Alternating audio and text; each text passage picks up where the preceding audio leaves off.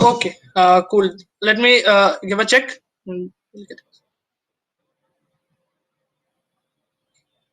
Yeah, so we are live. People are excited. Finally, the comments there.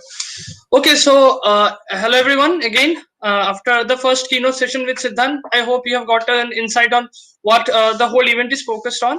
So since we four DSCs are collaborating from the Northeast, I would like to again thank all the other three DSCs, DSC NIT Agartala, AEC Guwahati, and DSC IIIT Guwahati for being a part of this, along with DSC NITS and all its core members and second year members. So now we have a very cool slide present in front of us as well. And I would like Rahul Kumar Gupta to give a brief introduction about our speaker, Tarun Singhania. Rahul, on to you. Thank you, Rishiraj. Hello, everyone. We have our next speaker as Mr. Tarun Singhania, who is currently working as Cloud Technical Solutions Engineering at Google. Recently got his degree from NIT Silchar from Electronics and Communication Engineering branch. Being a non-CSE student, he managed to have his grip nicely in academics as well as other required domains like web development, competitive coding, etc.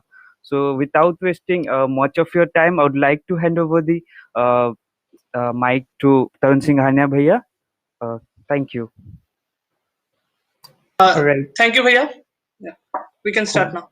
Cool. So am I audible, isn't it? Yeah, you're audible. Yeah. Sure. So before let's starting this thing, there's one thing that I would like all of you present over here. Mostly, most of you are currently in college. So I'd like you to think on one thing, that is, when you joined in college, what were the aspirations that you had that you want to become before joining into the college, or just coming or stepping into the campus of whichever college you are in right now? And keeping that thing in mind is something we're going to base this talk on. So if you guys want to think about it, just think for it for a moment. Like, where did you want to be, or where did you thought you will be once you joined your college? And even if it's different right now, it's all right. Just think about the first thing that came on your mind. All right. So I'll just give you a moment to think about it, and then I'll go ahead with the talk.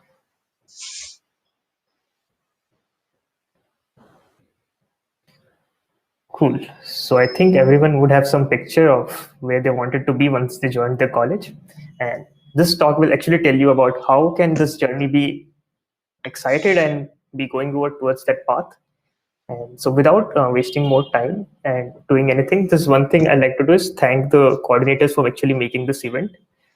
This kind of workshops and technical fests are like really helpful for all the grads, and they'll help you a lot to learn and excel at things. And these are difficult times, and I hope everyone is doing good. So, cool. Let's move ahead. All right. So the idea of clean canvas. So before I move on, like, can you think, why did I put this slide over here? Like, what's clean canvas actually means? Can you just think about it? Like, why would I introduce this in the first place? If you have any ideas, you can drop it in the chat list or something like that. And if you have, we can maybe listen to it.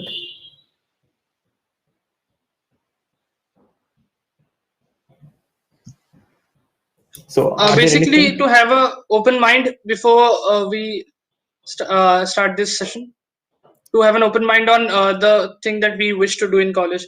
Like for me, it was very different than engineering. So that's.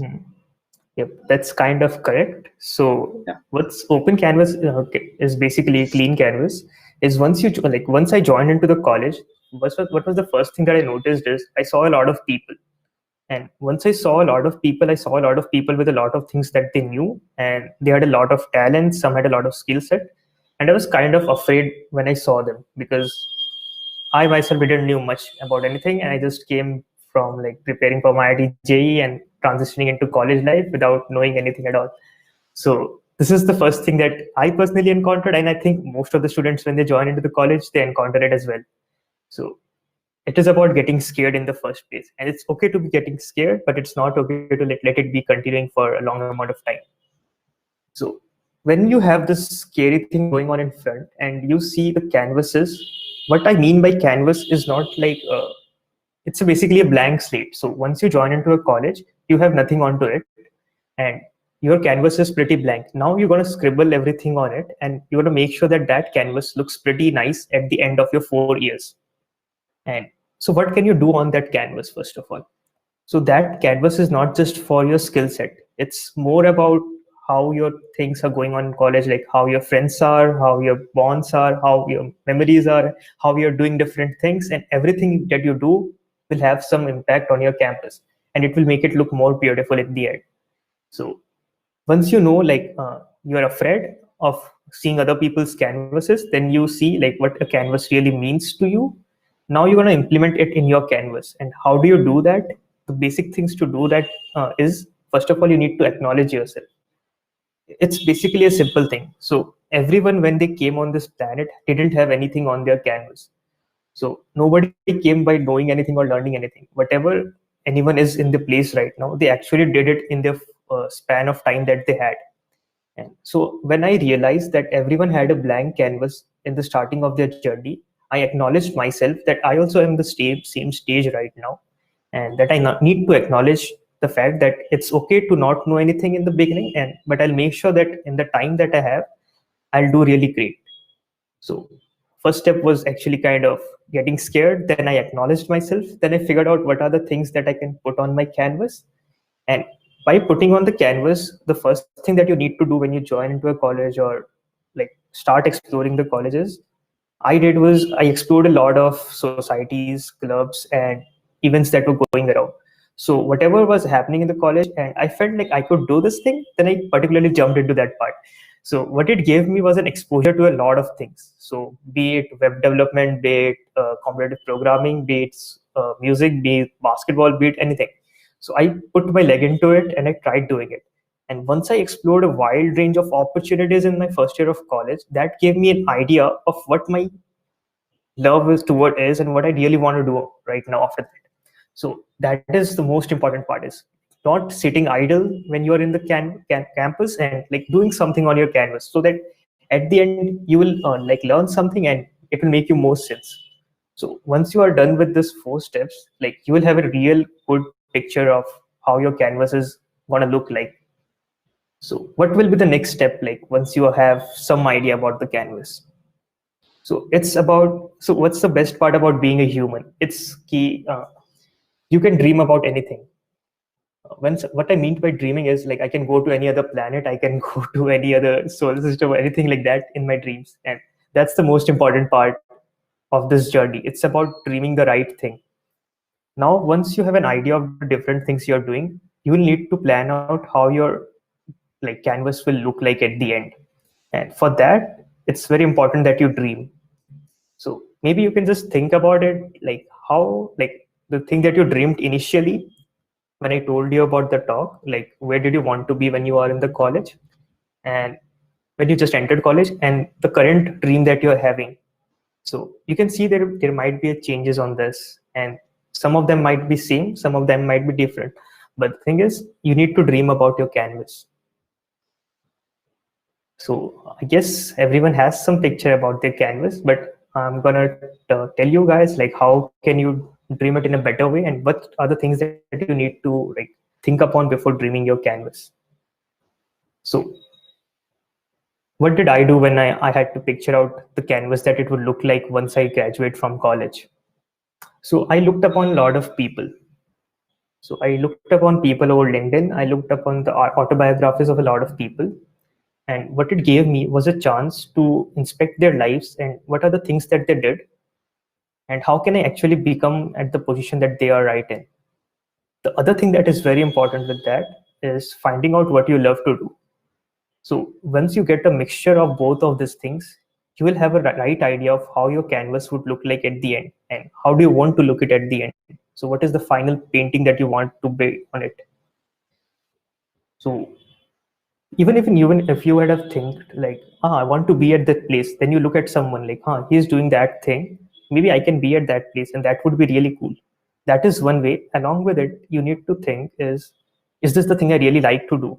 Is this thing that I like to do is related to that?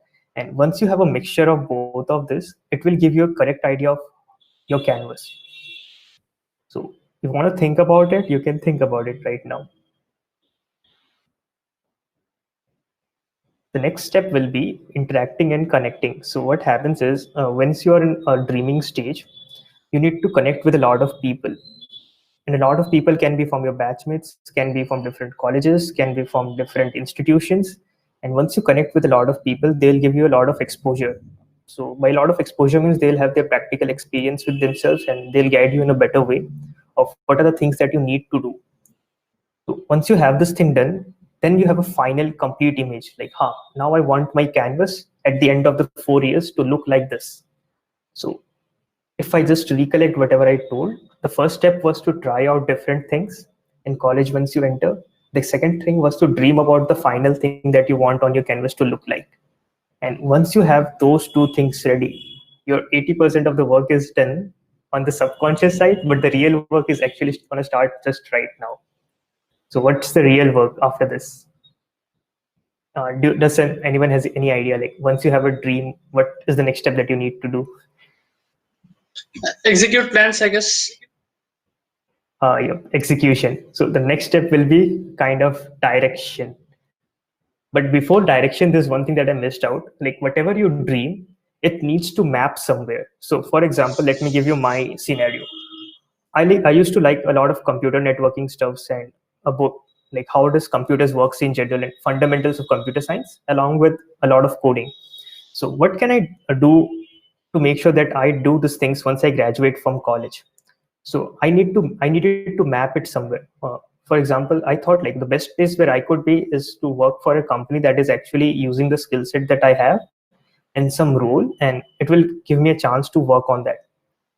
For some people, it might be higher studies. For example, there might be people who are very interested in research or something like that, and they might plan to go to higher studies.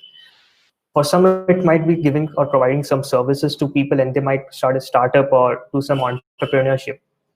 So whatever plans you have, it's very important that you map it, because if you are not mapping it and just doing out random stuffs, it might not lead you to the correct path. So once you have a correct dream about yourself, then just make sure you map it to a final destination, because everything needs to have a destination, as simple as that. And once you have a clear picture of what your destination would look like, it will give you a much easier path to actually go on it. So as Rishiraj told, like we need to have an execution for that. And by execution, I meant direction. So this is the most important part right now. So how will you direct yourselves going on to the place that you want to go? It's again very simple, to be honest. There are very few things that you need to do. So what will be the things that I did to make sure that I was in the right direction? I'll speak about that along with the basic and how, like, this is the things that I actually implement in my life. I learn, create, break, and evolve. So I just implement these four things very simply throughout my life, and it has helped me to get in the right direction as well. So by learning every day, what do I mean by that? So what I did was, uh, let me start with the basics one. So being from a circuital branch, one of the things that I find really interesting was learning about computer science subjects from my friends. So I had a lot of friends from computer science department, and they were really doing really good in the stuffs that they had. So I went to them and asked about how were the subjects they're reading and what are the things that they did, and I tried to do it parallelly along with them. So that gave me a lot of exposure among the subjects that they were reading in. At the same time, I looked into a lot of lectures that were available online. So be it from MIT OpenCourseWare, be it NPTEL. So reading those gave me an idea of the things that I was missing out being on a circuital branch. The next thing that is very important, I felt that I did in these years were doing competitive programming. So competitive programming gives you a very good idea about how to write code and how do data structures and algorithms really are working in real life. So competitive programming, I started on Hacker, then I went on Code Forces. These are different places where you can do a lot of these things, and you'll surely learn a lot. Third part, the second thing that I did on learning aspect was I maintained a decent amount of grades in my electronics background as well, because even though I'm studying about computer science in the end, it's very important that the thing that I'm actually enrolled in, I'm actually learning something on that too. So when you'll definitely get good grades if you're like understanding the subject well enough and just getting the basics clear. So these are the few things that I did when I was on my learning stage. And so once I had learned few things in how they were happening really in the computer science domain, the second thing that I did was creating.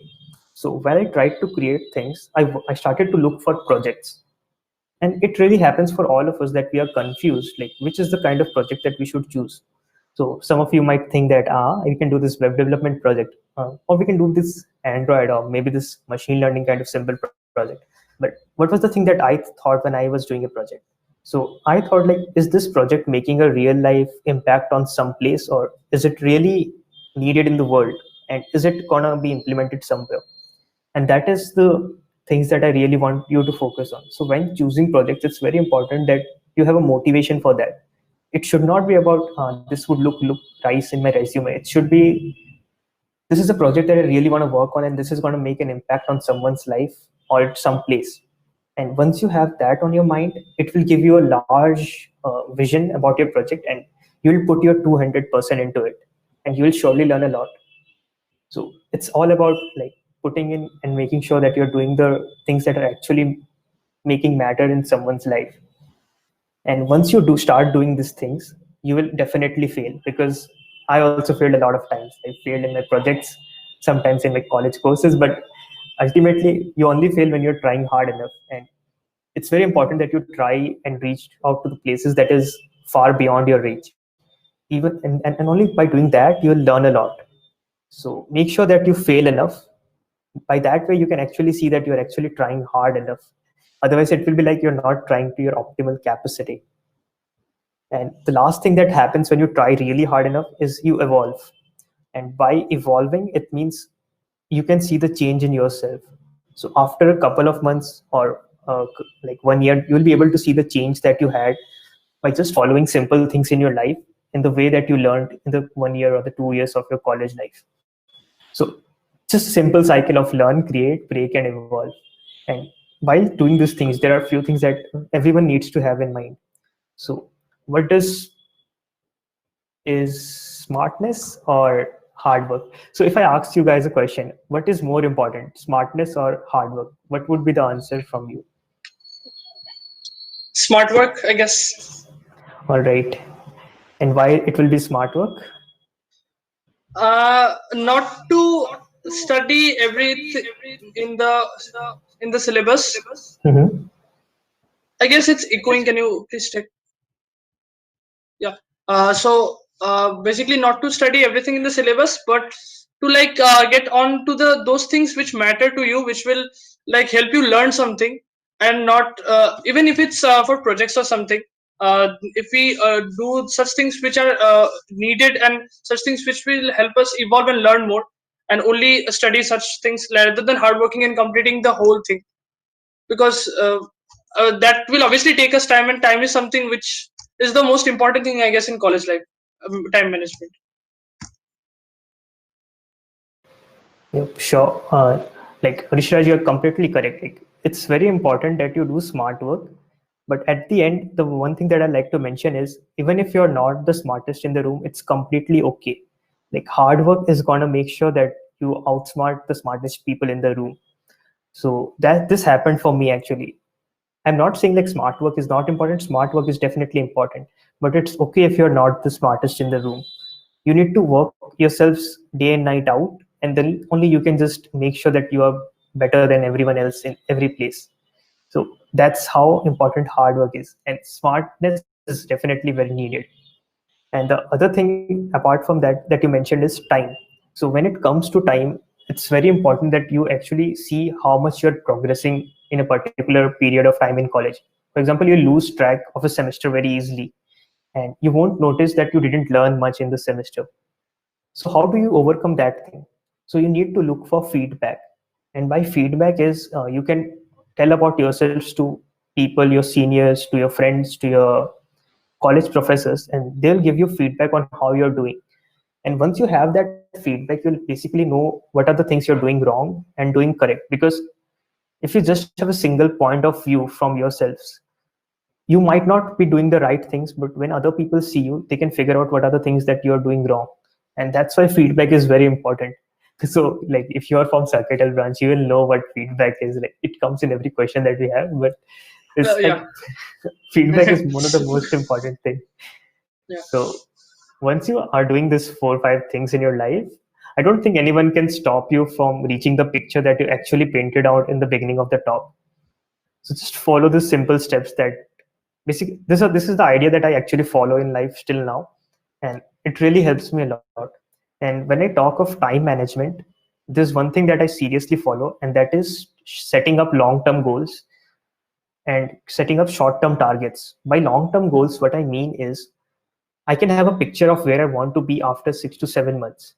But on the implementation side, I'll make sure that I have short-term targets for this. So I'll know what I need to do in the next couple of days, or I will know what I need to do today or in the coming week. So, and this all things will add up in the end for the long-term goal that you have. So make sure that you plan every day of your life accordingly. So you have this vision of your long-term goal, then you break it down into short-term targets. And once you have that thing in your mind, it will really help you see the amount of time you're investing it in everything. So that is a really important step, I feel so. And once you are done with all of these things, I will say you will reach your destination very easily. So this how simple it is. Like it doesn't require much things from your end. It's all about having the persistence and doing the things that you actually love to do. And once you have actually figured it out in your college life, it will be very easy. And the other thing about figuring out what you love to do is this is one of our seniors that told us in a talk, like what happens is you'll try a lot of things, but you won't feel this is the thing that I want to do, and I'm not sure if I want to do these things. But you'll be sure that you don't want to do that thing. So try out 100 of things. You'll be sure that you don't want to do this 90 things, and do the other 10 things that you want to do. At the end, the thing that you like the most will be in front of your eyes, and it's as simple as that. So these are the things that I wanted to mention out in the first place. And now I think we can move to the question and answer sessions. That will be really good. Yeah, sure. That was quite a good one. Now, let me ask the moderators present here if they have any questions for Tarun Bhaiya, Rahul, Anuva, Shubhra, Navanita, anyone? Yes, Rishiraj, I have a question with Bhaiya. Hello, Yeah. Bhaiya. Mhm. Bhaiya, actually, you said that we should plan every day. So there are basically two things. We decide what to do and then we actually do the things. So Mhm. how to manage between this that we don't invest lot of time in deciding what to do than actually doing. So like I hope you're clear with my question. Hmm. So this is a perfectly like reasonable doubt that happens. So for deciding what you have to do, so there are two stages of it. One is when you have figured out what you want to do in life. All right. So once you have figured it out, like I want to be at that place. So how would you plan your days accordingly? So it's very simple. Like once you are starting on like ending your day, at that time you need to see what are the things that you did, and once you're sure like I am completing 80% of my stuff, then you need to make sure that you do the remaining part. Like it's very good symbol like you're doing correct things. And how would I say, let me think about it for a moment. So it's all about like in the end of the day you need to make sure that the targets that you're setting on is achievable, and you're not spending too much time on like implementing those things. Does that answer your question or it's something else? Yes, absolutely. I was looking forward for it. And Bhaiya, I have one more question. Like, Mhm. how do we evaluate ourselves? Like, All right. I think this will make more sense. Evaluation one. So what I did for making sure that I'm doing correct is I always told I have a lot of feedback. So whatever I do, I make sure that I know. I let people know that I'm trying to do these things. And by people, I mean people who are at a good, better place than me, and they have a much better idea, so that they can help me out in understanding how I'm doing the things, and they give me a feedback. So for me, it's like I tell about myself to a lot of people almost on a daily basis, like what I'm trying to do and what I'm trying to implement in my life, and they gave me a lot of feedback. And as it might sound, and it takes up a lot of time, it just takes a text from you to someone and some people at a better place. And even if you're not having so much of context or something like that, just put it on your calendar. Like just use Google Calendar to put down stuffs what you're doing every day. And this is what I do, like from Monday to Friday, if you do a lot of things, and once you have an idea of what are the things that you've done, you will see there will be things that you have left out, and keep Saturdays for that. So Saturdays will be a day when you are actually doing the things that you have left out in the 5 days of week. And this will actually help you see the feedback that you're doing correct or not. And if you're missing out things on Saturday also, that means you need to work somewhere. Thank you, Bhaiya. Uh, Anyone else has got any question? Otherwise, we can move to the YouTube chat section. Hi, Bhaiya. I had a question. Mhm. Like, I wanted to ask that being enrolled in a branch other than computer science, how did you manage your time for academics and other things like coding and development? So, like, I Yeah, find myself struggling with it a lot. I had this one also from me. So all right. So being in a circuital branch, the one of the things that you have to understand is you have to put in extra efforts. And by extra efforts means it's like you have to study the subjects of your branch as well. And if you're interested in computer science, you'll have to study the subjects of computer science as well. So what I did was I devoted a significant portion of my daily time to reading the subjects. And it was like if I waked up at 8 o'clock in the morning, and I rarely went to classes. I don't know why, but whenever I went to classes, it was not like I was reading in class about the circuital things. I was just making sure I have a mobile with me, and I was solving problems at that time in class. And you can even carry your laptop and do coding if you want, because I don't think anyone is seeing right now. And once you are actually investing your time properly, you can. I figured out like I can make sure that I use the class time very properly. And once I have done that, I can make sure the other part of the day I can invest in doing computative programming or doing out projects. And once I have done that too, also in the night time, what it was really important for me is to hang out with friends and do a lot of stuffs on the concurrent side. So even if I was studying a lot, I was making sure that I find out time for friends and enjoy my life a lot. Because if you're not enjoying your life, you're really not making sure like to be happy. And happiness is very important when you're doing anything. So if you have 24 hours in a day, if you give 4 hours to read computer science subjects, 2 to 3 hours for competitive programming or year projects, and 2 to 3 hours for this circuital branch things, I think that is more than enough. And for engineering perspective, you can just study for your exams 1 or 2 weeks ago, and that will help you land with a decent grade. I think so because it worked out for me. Like I just studied 1 or 2 weeks before examinations, but that was a very serious study, like day and night of studying, like 24 hours I used to study kind of feel, and that helped me score really good grades. So even you can do that, and you don't need to worry about your everyday classes, I think.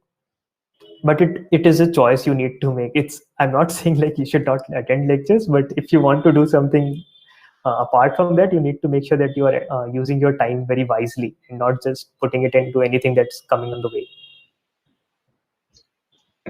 Okay, thank you, Bhaiya, for this one. Now, I guess we can move on to the YouTube chat section. And the question, since we were talking about classes and maintaining CPIs, so here's a question that the person worries about maintaining his CPI, which is an obstruction in developing technical skills, getting no motivation whatsoever. What should I do? All right. So when it comes to CPI, it might differ from different colleges and there are different professors and different Yeah, scenarios. we have many people from different colleges as well. So what I'd like to say is it's important that you maintain a decent CPI of around 7. Like I'll prefer 8 from my end, but people say it to be 7. And maintaining a decent CPI doesn't mean that you need to give in a lot of efforts. You just need to understand the subject well enough. In the sense, you can just put in some amount of time every day, or this is what in general people do. Like they put in a lot, their study time every day, some amount of time. Or what I used to do was I used to study at the end of my semester. So if the exams were 2 weeks away, I'll go and run to my friends. I'll collect notes from them. I'll make sure that they tell me these are the things that I need to read, and I'll go into their rooms and I'll tell them, you need to explain me this particular diagram. You need to explain me this particular question because I have never attended any classes and I don't know anything, or else I'll fail. And they used to explain me literally everything from the start. And within those 2 weeks, I used to prepare myself well enough for exams. So this is, I find it to be very easy to do because you can just study for your exams in a couple of weeks and really score decent grades. And by decent grades, I mean at least 8 CPI. And I believe I have few friends from other colleges also, and they are able to do so in the same way. So I'll just tell you, like, don't worry about scoring 9 pointers or getting the highest marks in the college. if you don't have any plans for higher studies. But if you're looking for placements and all, you can get a decent grade by just studying at the end of the semesters. But if you are from computer science branch, it makes sense for you to study as much as you can, because those subjects are really important for you. And as much as I believe, if you want to write good software, you need to have good knowledge of the subjects. Okay, cool. Now another question that's a very very common question, almost asked in every talk session for any technical company. So, can anyone crack an internship or a job at a FANG company without competitive programming? It actually depends. I won't say yes or no to this question, because there's no definite yes or no. It really matters is the skill set that you have. For example, if you are good in machine learning or AI or something like that, and you're very really good and you can do awesome things on that, I know that a person who has that much caliber will also have a basics of data structures and algorithms in his head. It's not possible to do very good things on machine learning or AI without knowing the basics of data structures and algorithms. Does it make sense to you? So in the end, you will be learning about both of these things in your life. And if you have a good skill set, be it anything you have, you can definitely land in a very good company, even if you don't know much about, like, if you are not very good in competitive programming. But you need to have a basics of data structures and algorithms always in your head, because it's like the basic maths of computer science. And if you don't have that, it's a big trouble, I think so, because you need to have it. Otherwise, how will you write good things in the end? Okay, so another question that we have is that how to stay motivated in the road to one's canvas, how to learn from failures. That's from Abhishek Kumar Jha. All right, how to stay motivated. So this is a difficult question, because it might depend on the person to person basis. So for me, motivation was from the aspirations that I had. So what I used to think was, I always had this dream to like write code or work on projects that are actually making a real life impact on a lot of people. And I always used to think like, yeah, I need to be at that place at some point of my life. And if I fail in doing so, I won't be feeling good. So whenever I used to like get back or had a setback, I always think, that means I'm doing really good. Now I need to do more so that I can just go to that part. It was like, for me, I always wanted to do that thing and I didn't want to ever stop. So the other thing that helped me a lot while keeping motivated is, I had people in my life who were very much helpful to me, and they tried to push me up in every stage of my life. So even if I fall down or fell down or felt bad at some points that I was failing, there were people to pick me up in every point of life. And that happens when you build connections and you build a lot of friends around and you connect with a lot of people. That's why I really mentioned in the first place, it's very important that you connect with a lot of people, so that you don't feel demotivated at any point of life. You can just give a call to a person, and when that person replies you back with a good message, you'll feel like, I'm on the top of the world right now and I can do anything. It is that simple for me. And I think like you can even do that in your lives very easily. Yeah, sure. So now another question from Miryanka Bharali. How would doing web or Android dev can be of advantage to me for pursuing higher studies? All right. I'm not sure that I'm very good to answer this question, because I'm not Okay. having too much knowledge on higher studies part, but I'll still like to mention few things. When it comes to higher studies, what they look for you is your GRE score, your statement of Yeah. purpose, and your GRE score and your statement of purpose, and the kind of resume that you're sending it to them. All right. And it really doesn't matter if you did web development or something else. It really matters what you did was making an impact somewhere. So they look for people who are making impact in some place. So if you look at top universities, they'll see how, if you have done something that has like made something for the community, or you made a web development project that's actually impacting some people or some societies or something like that, that gives a very good chance of you to make sure that you are actually selected for that particular university. So that's how it is. And you can even do research projects, but at the end, it really matters that you're doing some good work and that is actually making some sense. Okay. Another question that we have is that this session also has many first years who have just entered the college or will enter the college. So I have one question from Mopran Hazarika. So he is a first year student and he wants a roadmap on starting from zero to moving on a professional level, and what projects can he approach to land at a dream company for the first All years right. basically. So I think my whole talk was based on that, like how do you Yeah, roadmap things? So I'll give you again a small, like a a brief brief. summary of this thing. The first thing is you need to explore. You need to try out everything on your empty canvas that you have in your college. Just explore everything that you have. Try out everything that you can possibly do, and find out what are the things that you love to do. Once you have done that, dream about the final picture in your head. Like, these are the things that I want to be at the end of my journey. Once you have dreamt about that thing, make sure that you map it to a place, like map it to an institution, map it to somewhere else, map it to university or something like that. Once you have mapped that thing, then just follow the direction of learn, create, break, and evolve, and just keep on doing things and progressing on it every day of your life. And it's that simple. You'll reach on to your destination. If you don't mind, can we get these slides? Because then it will be cool. We can share it. Oh, yep, I'll surely send you the Yeah. slides. Yeah. Okay. Good. Another question that we have is from Paresh Sharma.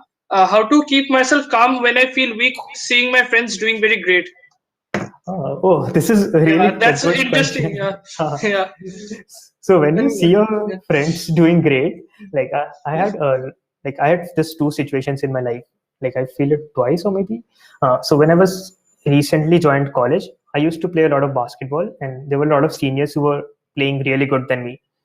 So I was definitely the worst player in the team. So what I thought was, okay, these players know much better than me, so I can learn from them every single day of my life. So I went in there and gave an extra amount of time, and I told them to teach me things that I didn't knew. And that really helped me in the first place. Now, coming on to the question that he told, it's like on the studies part, I had a friend named Harshit. Like he's very good in computative programming. So what used to happen was I used to ask him almost every day whatever doubts I have. And that's a very good thing. If you have friends who are doing really good, that means you can ask them anything that you want to do, like anything you're having troubles with.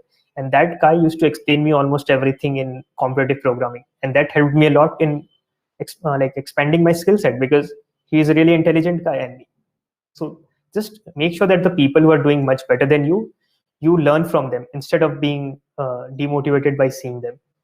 And once you learn their tricks, it's as simple, because they also started with a blank canvas, and they just have implemented with their own ideologies. And if they share it with you, you can understand it better. So that was like a good. So now moving on to the next question from Anuva. Being an introverted person, I find it difficult to ask people for feedback and deal with criticism. How can I cope up with that? All right. Being an introvert. What Okay. would you state yourself? Introvert, extrovert, ambivert? Okay. So when that's a difficult question. It actually depends on the scenario and the person I'm interacting with. So if you are an introvert, it doesn't mean that you can't interact with people. It's like you're interacting with a lesser set of people, and your interactions are much deep.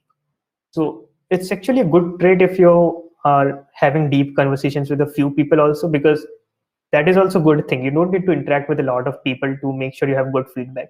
Even if you have one person in your life who is able to guide you in a right way, that is more than sufficient. And even if you don't have anyone, and you just are trying to look for feedback by seeing other people's stories in life, that is also a good way. So for example, a good way to see feedback would be without any help is in competitive programming. When you are trying to solve a lot of problems and you are still being stuck at some point, that means you need to do something else than what you're doing right now, because you're not really progressing.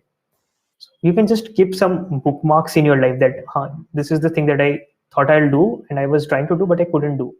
So maybe I am lagging some behind some part. So if you don't have someone, your bookmarks will tell you that you have failed at this and you need to do something else. Okay. So we have got another question, and I guess since you have done a research internship, so you will be able to better answer that.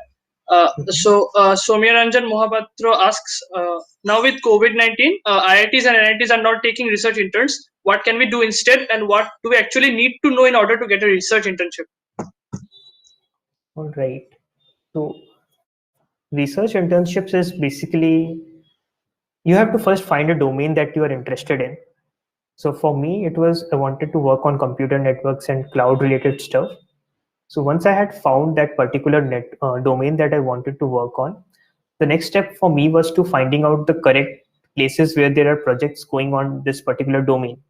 So I contacted my college professors, and one of them actually guided me to a particular opportunity at IIT Kharagpur. If you can't find out professors, you can just search from them on the internet. Like you can find out professors from various institutes and look at their profile and just send them in a mail like I am particularly interested in this domain, and if you have any research work that I can do on that. This is one of the ways that you can find a research internship. The other way, if you can't find it in this way, is to find out research papers. Like go and search research papers that you are actually liking to and you're understanding them, and see who are the authors in their papers. And once you have an understanding of who the authors are, you can directly contact them like I would like to work on this with you, and do you have any opportunities that I can actually apply into. And that will actually help you land in good research institutes as well. If you already know the project, they will be much more likely to like help you in their team. Okay. So another question we have from Rishiraj Kalita. He is actually present in the meet call, so I would like to ask him to ask the question here as well. All right. Rishiraj Kalita. Yeah. Bhaiya, my question was that is it a better approach to solve 2 or 3 good questions in a day while on my own, or to solve 5 or 6 problems by seeing the editorial in a day in competitive programming? So when it comes to competitive programming is when you see a question, try to solve it on your own. Give it half an hour, 1 hour, and if you are not being able to do and if you lack the concept, you can read about the editorial. Now there are 2 steps to read an editorial. Like for example, you saw a problem and that problem was on topological sort. Now either you can read that editorial and solve that problem at the same time, but then you'll not be sure whether you understood that thing properly or not. So what you can do instead is, okay, so you saw this problem is on topological sort, solve few other problems on topological sort at some other platform or some other place, and then come back to the problem that you actually couldn't solve and try solving that problem. And if you couldn't solve that problem again, that means you still didn't understand the concept well enough. So try solving another problem, and you can see the editorial while doing that. But once you come back to the problem you couldn't solve in the first place, make sure that you are actually able to solve it. That means you'll be getting the concept clear in your head also, and you have learned that part. And for long contests, sometimes you can take a day to solve a problem also. That will help you a lot. That actually I did a lot in my life. Like I see a problem sometimes and I spend my whole day to solve it. But I'll not prefer for you to do it in simple problems, because you should not waste a large amount of time for solving simple problems. Okay, Bhaiya, I got my answer. Yeah. Another very common question: how to balance development and competitive programming? All right, development versus competitive programming. It's actually depends on your field of interest. All right. Yeah. So if you like development more, do development more. Make sure you know the basics of data structures and algorithm. That's all. If you like competitive programming more, do competitive programming more. You don't need to have a 50% or 50% of this. Just keep on doing the things that you like to do and make sure you're the best in that part. That's the best advice that I can give. Because if you try to do things that how it will look on my profile, it won't make any sense. Try to do out things which you like to do and just be the best in that, and then you'll be in a good place in the end. Don't worry about which balance should I need to maintain. Okay. There's one question. If I would have been in my second year and present here, I would have asked that. But I guess there's a very common question among people as well. So, what do you think about courses that people do online? Are they that valuable when you move on to your career path ahead? So by courses, what do you mean? Basically, for in Udemy there are various courses, or from Coursera, doing a Node.js course or anything that sort of, where you Right. get tutorials of doing everything, and you don't code yourself, but you just get tutorials and you do it as stuff.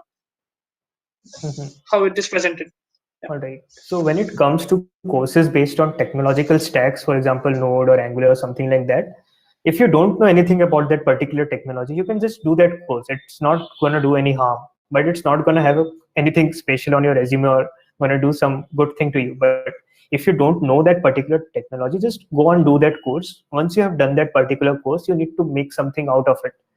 Like doing that course is well enough, but you need to also implement it somewhere by your own. That is a very important thing, and I think everyone should do that at the end of any course that they're doing.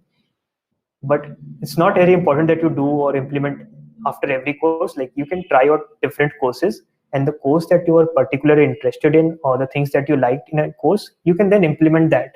So you, for example, if you're doing web development, you might need to know something about Android also at the end, because there are different APIs interacting in different ways. And if you haven't ever done Android, you might feel a bit lost in that part.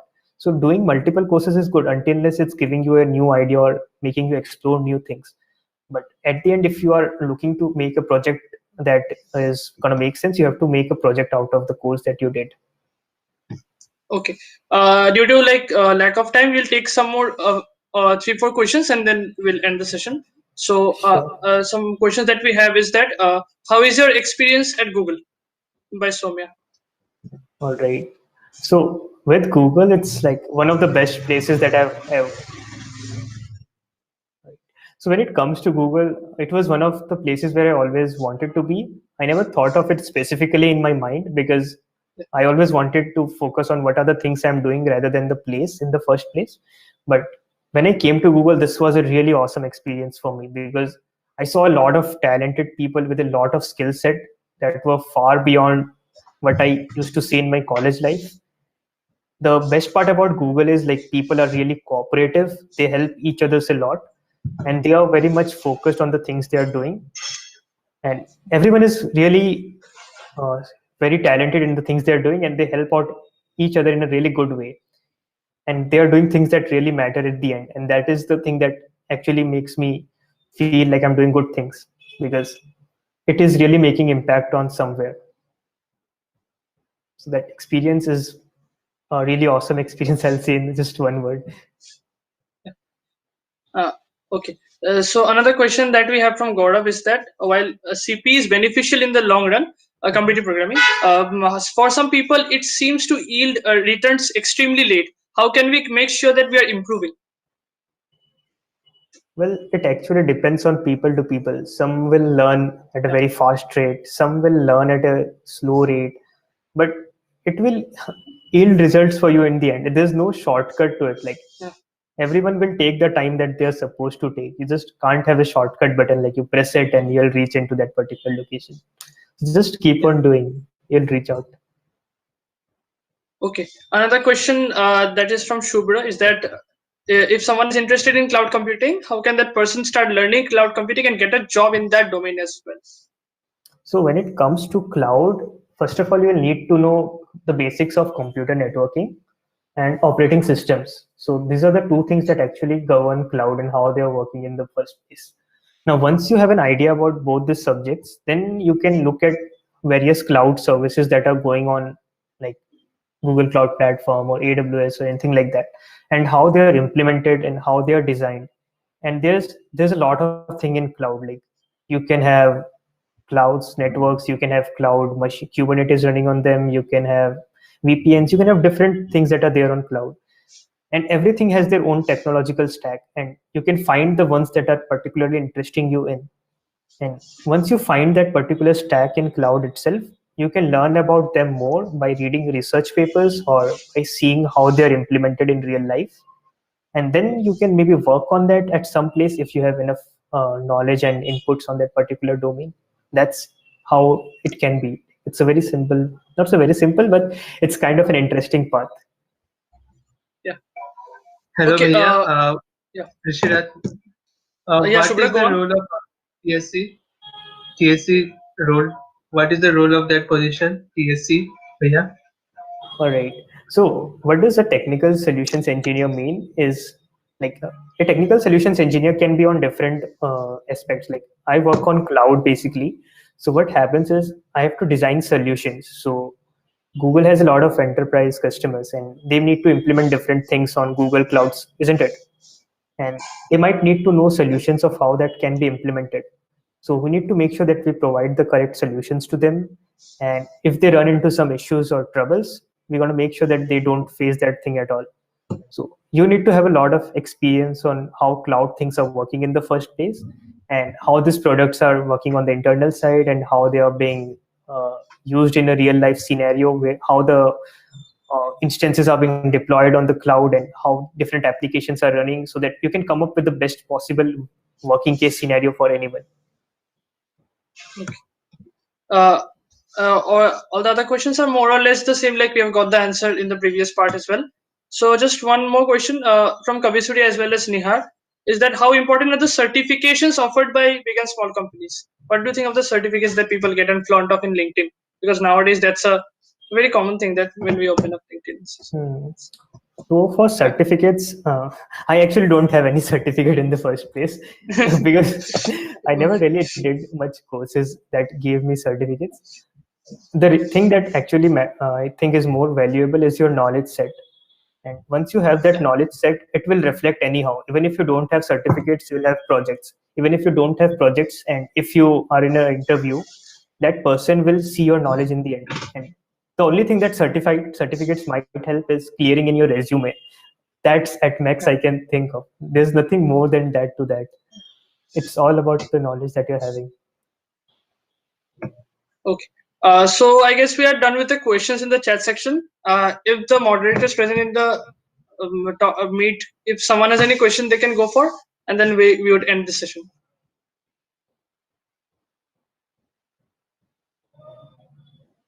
Anyone has any question to ask for, or like we can?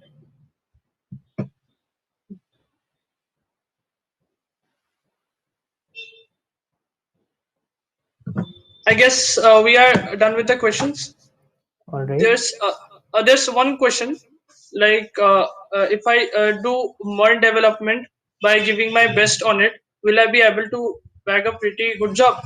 Because I feel pressure since I'm not from a financially stable family. What was the question? What, like the web So I'm development? repeating. Yeah, MERN basically. Yeah. Okay.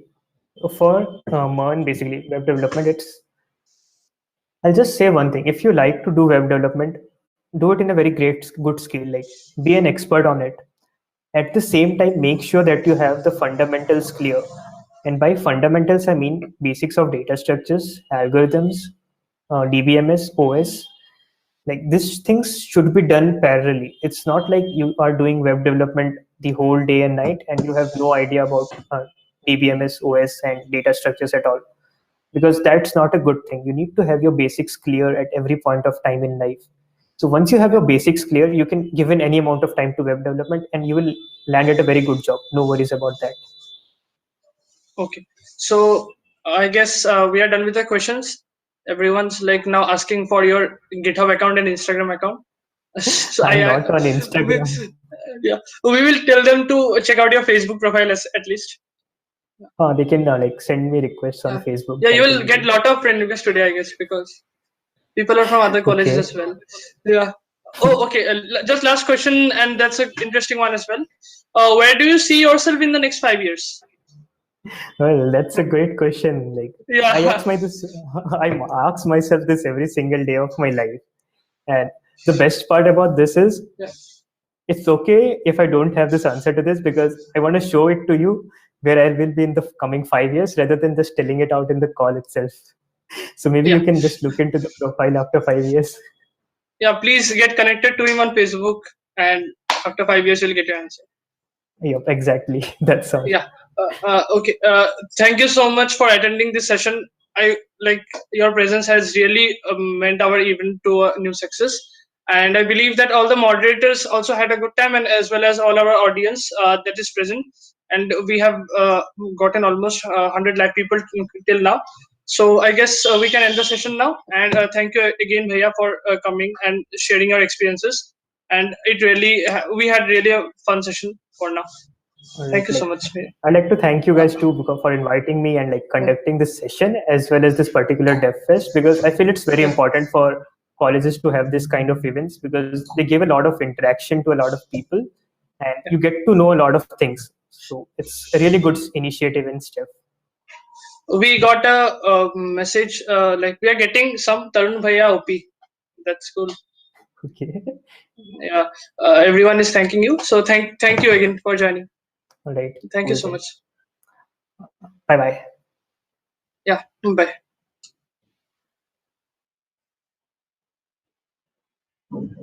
Okay, so everyone who is still on the session, you can, since you guys have attended the session, please wait for a minute or two. Let me present my screen and give you the code for the session so that you guys can head over to the website and download your session batches. Just a second.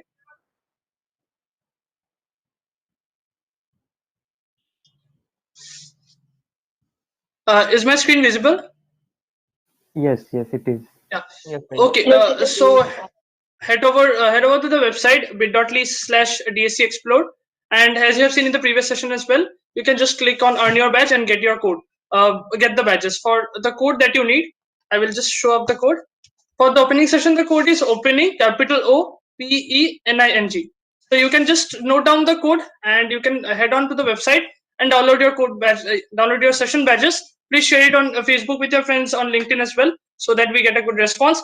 And just in 2 minutes, we'll be starting with our Android session as well. So stay tuned and wait for some time, guys. We hope that you have an awesome night today. Thank you, everyone. Thank you, everyone, for joining as well. And we guess we are ending the live here. Thank you.